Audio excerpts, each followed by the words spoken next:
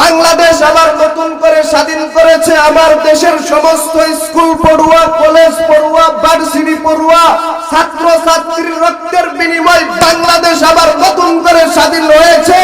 এখন যদি ওলামায়ে কেরামদের মাহফিলে কোনো নেতা, কোনো খাতা, কোনো দালাল মাহফিল বন্ধ করতে আসে, ওলামায়ে কেরামের বিরুদ্ধে কথা বলে, ইসলামের বিরুদ্ধে কথা বলে, কোরআনের বিরুদ্ধে কথা বলে, তাহলে বাংলাদেশের মানুষ তাদেরকে দইরা গণদুলাই দিবে। কে কে রাজি আছেন? দুই হাত তুলে আল্লাহরে দেখায় দেন।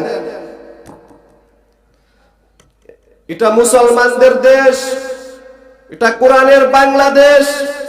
এখানে কোনো দালালি চলবে না, একমাত্র আল্লাহর কোরআন দিয়ে চলাইতে হবে বাংলাদেশ। কথা বলেন ঠিক কিনা?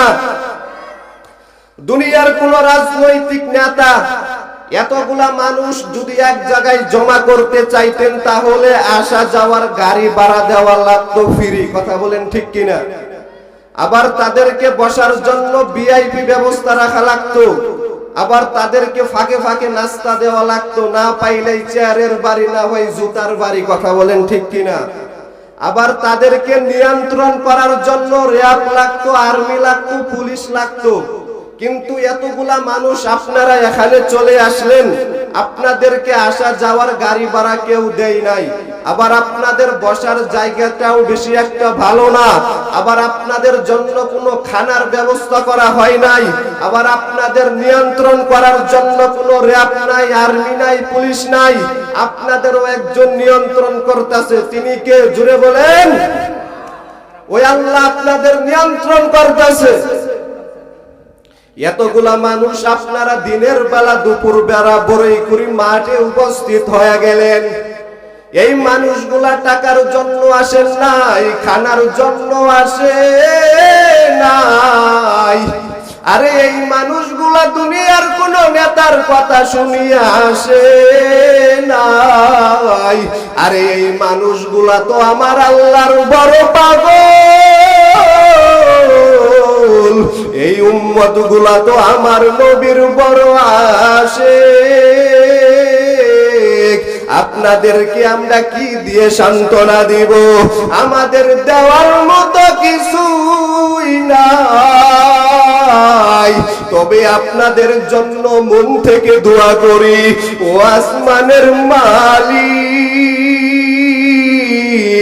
এতগুলা মানুষ আপনি বড়ইকুড়ি ইসলামী মহাসম্মেলনের ভিতরে নিয়ে এসেছেন, আমাদের দেওয়ার মতো কিছুই নাই। আপনার দরবারে কোনো কিছুর অভাব নাই রে আল্লাহ। তবে আপনার বান্দাদেরকে আপনি খালি ফিরাইয়া দিয়েন না, কিছু দেন আর নাই দেন, অন্তত আপনার বান্দাদের জিন্দেগির সব গুনাহগুলো মাফ করিয়া জান্নাতের খাতার মধ্যে নামটা উঠাইয়া দিন। ওগো নবীর উম্মতেরা, হয়ে জিদি সেহারা, ওগো নবীর উম্মতেরা, হয়ে জিদি সেহারা,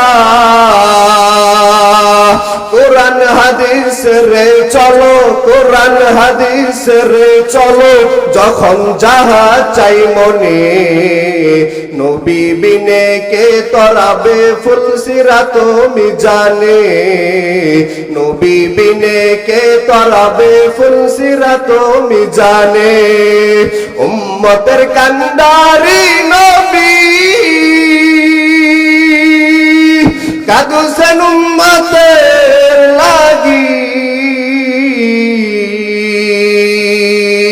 এখনো কাঁদেন নবীজি, এখনো কাঁদেন নবীজি, শুয়ে মদিনার পানে, নবী বিনে কে তরাবে ফুলসিরাত মিজানে, নবী বিনে কে তরাবে ফুলসিরাত মিজানে।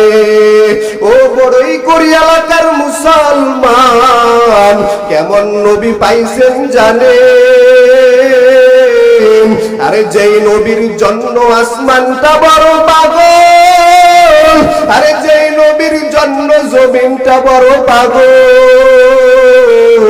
আরে যেই নবীর জন্য অন্য অন্য নবীরা পর্যন্ত পাগল, এই অন্য নবীরা পর্যন্ত আল্লাহর কাছে দোয়া করেছে, ও আল্লাহ আমার নবী না বানাইয়া মুহাম্মদ নবীর উম্মত যদি বানাইতা নিজেকে ধন্য মনে করতাম।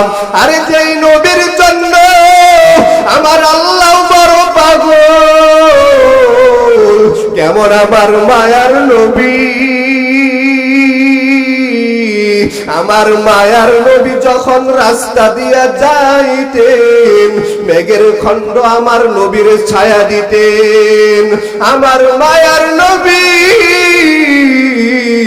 যখন রাস্তা দিয়া যাইতেন দুই পার্শ্বের গাছ নত হইয়া নবীরে সালাম দিতেন।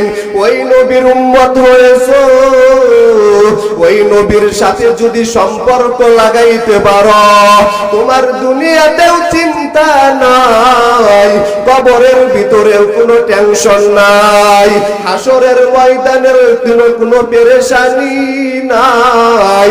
আরে নবীর সাথে সম্পর্ক লাগায়া দিলেন হযরতে আবু বকর, নবীর সাথে সম্পর্ক লাগায়া দিলেন হযরতে ওমর, নবীজির সাথে সম্পর্ক লাগায়া দিলেন হযরতে উসমান, নবীজির সাথে সম্পর্ক লাগায়া দিলেন